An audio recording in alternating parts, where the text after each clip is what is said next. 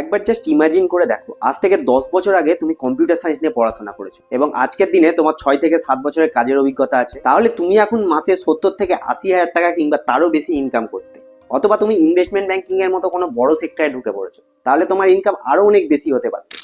কিন্তু এইগুলো সব পাস্ট হয়ে গেছে, এগুলো নিয়ে এখন চিন্তা করে কোনো লাভ নেই। এখন আমাদের দেখতে হবে ফিউচারে কিভাবে সাকসেস পাওয়া যায়, মানে 2030-35 সালে কোন বিষয়ের উপর ফোকাস করলে তুমি সব থেকে বেশি ইনকাম করতে পারবে এবং কোন ফিল্ডকে বেছে নিলে তোমার জীবনে আসবে সব থেকে বেশি সাফল্য। আমি এই ভিডিওটা বানাচ্ছি 2025 সালে, তো যারা এই ভিডিওটা 2030 বা 35 সালে গিয়ে দেখবে তারা অবশ্যই কমেন্ট করে জানিও আমার আজকের এই প্রেডিকশনটা কতটা ঠিক হয়েছে। আজকে আমি 3টে কেরিয়ার অপশনের কথা বলবো যেগুলো 2030 বা 35 সালের মধ্যে রকেটের গতিতে গ্রো করবে। এগুলো আমি বলছি না, এগুলো সব ডেটা বলছে। আমি শুধু জাস্ট তোমাকে দেখাচ্ছি কেন এগুলো তোমার জন্য লাইফ চেঞ্জিং হতে পারে। আমি ভিডিওর শেষে এটাও বলবো যে কোন স্কিলগুলোকে ডেভেলপ করলে তুমি এই ফিল্ডে 3 থেকে 4 লাখ টাকা অথবা তারও বেশি ইনকাম করতে পারো। তো অনেকেই ভাবে আমি তো বায়োলজি নিয়ে পড়েছি, আমি তো ম্যাথ কিছু মাথায় ঢোকে না, আমি তো আর্টসের স্টুডেন্ট। শোনো, আমি আজকে একটা কথা বলি, তোমার যদি 30 বছরের কম বয়স হয় তাহলে তুমি যে কোনো স্কিল শিখতে পারো এবং যে কোনো ফিল্ডে যেতে পারো। আজকাল 40 বছর বয়সে মানুষ জিম জয়েন হয়ে 6 প্যাক বানাচ্ছে, আর তুমি একটা স্কিল শিখতে পারবে না? তাই এখন থেকেই নিজের ভবিষ্যতের দিক ঠিক করে ফেলো। যদি তুমি স্টেবল ওয়ার্ক ফ্রম হোম এবং হাই পেইং কেরিয়ার নিয়ে ইন্টারেস্টেড হও, তাহলে তুমি ডাটা অ্যানালিটিক্স, বিজনেস অ্যানালিটিক্স এবং ডাটা সায়েন্টিস্ট এই সমস্ত কেরিয়ারগুলোকে চোখ বন্ধ করে বেছে নিতে পারো।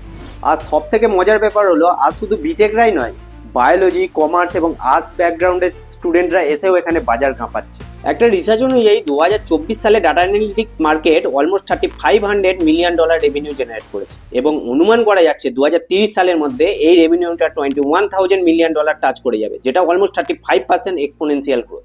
এবারে তুমি এখন নিশ্চয়ই ভাবছো সবই তো বুঝলাম, কিন্তু এখানে কাজটা কি? তো চলো একটা গল্প বলাই। ধরো তোমার টি শার্টের বিজনেস আছে, তো গত মাসে তোমার একটা ফাটাফাটি সেল জেনারেট হয়েছে।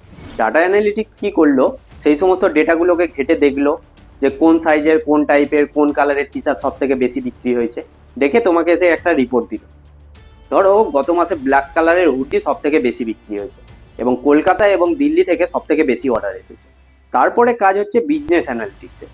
সে ওই রিপোর্টের ওপর বেস করে একটা প্ল্যান বানাবে। ধরো গত মাসে শীতকাল ছিল, তো পরের বছর শীতকালের জন্য স্টক বাড়িয়ে রাখলো। কলকাতা এবং দিল্লি থেকে সেল বেশি জেনারেট হয়েছে, তাহলে কলকাতা এবং দিল্লিতে অ্যাডের বাজেট বাড়িয়ে দিল। ডেটা সায়েন্টিস্ট এরা হলো ভবিষ্যতের বক্তা।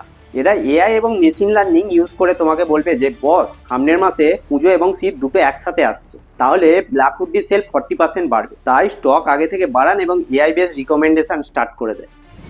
এবং যারা ব্ল্যাক কালারের হুডি কিনেছে তাদেরকে ব্ল্যাক কালারের প্যান্টও দেখানো স্টার্ট করে দেয়। তাহলে এবার বলে দিই এই ফিল্ডে আসতে গেলে কি কি কোয়ালিফিকেশন লাগে। তো তুমি যদি ডেটা অ্যানালিটিক্স হতে চাও তাহলে তোমার সায়েন্স, কমার্স, আর্টস যে কোনো সাবজেক্ট থেকে গ্র্যাজুয়েশন থাকলেই হবে। আর একটা কথা বলে দিই, কম্পিউটার সায়েন্স থাকলে একটু এক্সট্রা বেনিফিট পাওয়া যায়। তোমাকে শিখতে হবে এক্সেল, এসকিউএল, পাওয়ার বিআই, স্ট্যাটিস্টিক এইগুলো। আর পাইথন জানা থাকলে তো সোনাই সোহাগা।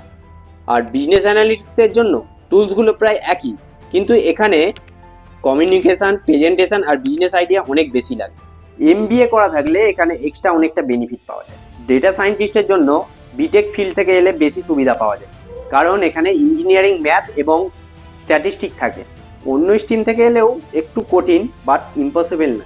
এখানে ওই টুলগুলোর সাথে এআই, মেশিন লার্নিং এবং মডেল বিল্ডিং এর ওপর কাজ হয়।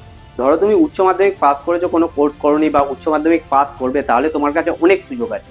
তুমি অ্যাপ্লাইড স্ট্যাটিস্টিক এবং ডাটা সায়েন্সের ওপর বিএসসি করতে পারো, অথবা কম্পিউটার সায়েন্স অ্যান্ড ইঞ্জিনিয়ারিং এর ওপর বিটেক করতে পারো, অথবা এমবিএ বিজনেস অ্যানালিটিক্স এই ধরনের কোর্সগুলো করতে পারো। যদি তুমি এই সমস্ত কোর্সগুলো নিয়ে কোনো ডিটেলস ভিডিও চাও, অথবা তুমি সরাসরি কোনো কোর্সে অ্যাডমিশন নিতে চাও, তাহলে আমাদের হোয়াটসঅ্যাপ নাম্বার নিচে ডেসক্রিপশানে দেওয়া আছে এবং আমাদের ফেসবুক আইডি এবং ইনস্টাগ্রামের লিঙ্কও নিচে ডেসক্রিপশানে দেওয়া আছে। তুমি সরাসরি আমাদের সাথে যোগাযোগ করতে পারো। তোমার অ্যাডমিশন রিলেটেড যে কোনো প্রবলেম হলে আমাদের টিম সেই প্রবলেমটাকে পুরোটা সলভ করে দেবে।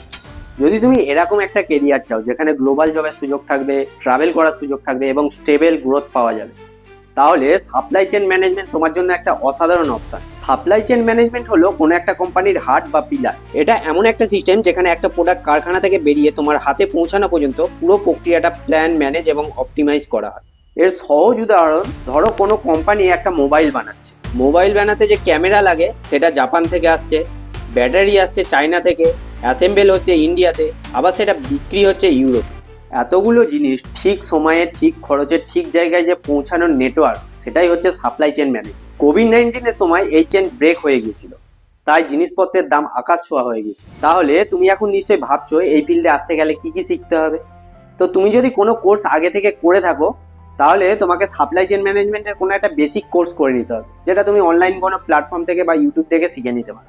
যেখানে তোমাকে শিখতে হবে supply chain management basic, inventory management, procurement, logistic management, Excel, Power BI, এই সমস্ত কিছু। যদি তোমার টাকা পয়সার কোনো রকম সমস্যা না থাকে, তাহলে তুমি ফর্মাল কোর্স করে নিতে পারো, যেখানে প্লেসমেন্টের সুবিধা পাওয়া যায়। যেরকম বিবিএ ইন সাপ্লাই চেন, যদি তোমার বিকম করা থাকে তাহলে সাপ্লাই চেন সার্টিফিকেট কোর্স করে নিতে পারো, বা বিএ বা বিএসসি করা থাকলে লজিস্টিক বা ডিপ্লোমা কোর্সকেও তুমি বেছে নিতে পারো।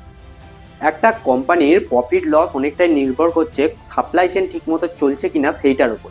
তাই এই ফিল্ডের গ্রোথ এবং স্যালারি অনেক বেশি হাই। যদি তুমি এরকম একটা কেরিয়ার চাও যেটা ফিউচার প্রুফ, হাই পেড এবং রকেটের গতিতে গ্রোয়িং, তাহলে ফিনটেক ফিল্ডটা তোমার জন্য একদম পারফেক্ট। আগে ফাইন্যান্স মানে ছিল ব্যাংকের বাবু, আর টেকনোলজি মানে ছিল ইঞ্জিনিয়ার। ফিনটেক এই দুজনকে এক করে দিয়েছে। এখন টাকা শুধু নোট পয়েন্ট না, টাকা হয়ে গেছে কোড, আর ব্যাংক হয়ে গেছে অ্যাপ। ফাইন্যান্স এবং টেকনোলজি এই দুটো জিনিসকে মিলিয়ে হচ্ছে ফিনটেক। আর 2030 সালে এটা আমাদের জীবন, পকেট এবং ফিউচার। আচ্ছা, একবার ভাবো তো, আগে টাকা ট্রান্সফার করতে গেলে ব্যাংকে লাইন দিয়ে থাকতে হতো, আর আজ ইউপিআই, পেটিএম, ফোনপে, 2 সেকেন্ডে টাকা ট্রান্সফার। আগে লোন নিতে গেলে 5 দিন ধরে 1000টা ডকুমেন্টস ভেরিফিকেশন করতে হতো, কিন্তু এখন এআই আর আদার কেওয়াইসির মাধ্যমে 5 মিনিটে ইনস্ট্যান্ট লোন হচ্ছে। শেয়ার বাজারে ইনভেস্ট করা থেকে শুরু করে ইন্স্যুরেন্স কেনা, সবকিছু এখন ঘরে বসে বসেই হয়ে যাচ্ছে। এটাই হচ্ছে ফিনটেক।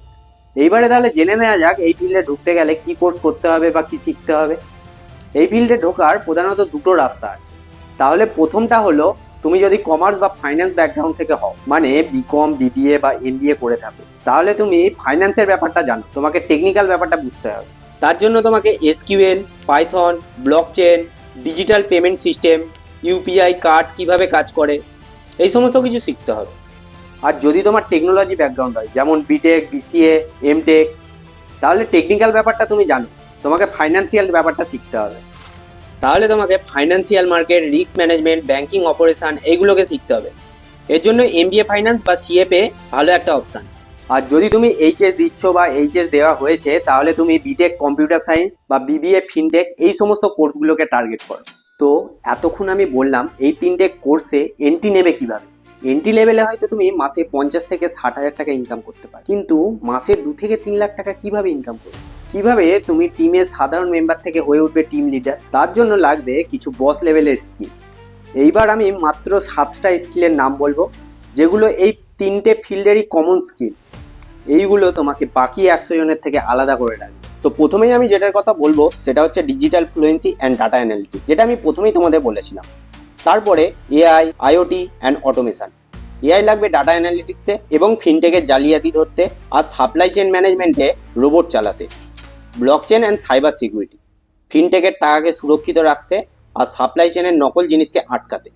সাস্টেনেবিলিটি ম্যানেজমেন্ট, এর মাধ্যমে তুমি পরিবেশ, green supply chain, green finance, এই সমস্ত কিছুর মতো দারুণ কনসেপ্টের ব্যাপারে জানতে পারবে। রেজিলিয়েন্স অ্যান্ড রিস্ক ম্যানেজমেন্ট, ফিনটেকের বাজার ঝুঁকি বা সাপ্লাই চেনের দুর্যোগ সামলাবার জন্য এটা খুবই গুরুত্বপূর্ণ। অ্যাজাইল অ্যান্ড স্ট্র্যাটেজিক লিডারশিপ, দ্রুত সিদ্ধান্ত নেওয়া এবং লম্বা প্ল্যান করার ক্ষমতা।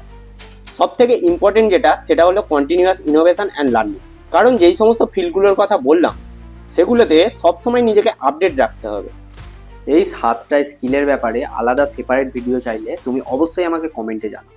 দেখো, এই ভিডিওতে আমি অনেকগুলো হাই গ্রোথ কেরিয়ার অপশানের কথা বললাম, বাট এতগুলো অপশানের মধ্যে তোমার জন্য সঠিক কোনটা সেটা বোঝা একটা ভিডিও দেখে কোনোদিনও সম্ভব না। আমরা শুধু কেরিয়ার গাইডেন্সই দিই না, আমরা স্টুডেন্টকে সঠিক কেরিয়ার বেছে নিতেও সাহায্য করি। তার জন্য তোমার আসল লক্ষ্য, তোমার ব্যাকগ্রাউন্ড এবং তোমার স্কিলকে জানা খুব দরকার। আর এই প্রফেশনাল গাইডেন্স দেওয়ার জন্য আমাদের সার্টিফাইড মেন্টররা উপস্থিত আছে। তাই তুমি যদি তোমার কেরিয়ার নিয়ে 100% নিশ্চিত হতে চাও, তাহলে আর দেরি না করে ডেসক্রিপশনে দেওয়া হোয়াটসঅ্যাপ নাম্বার নিয়ে এক্ষুনি আমাদের সাথে যোগাযোগ করো।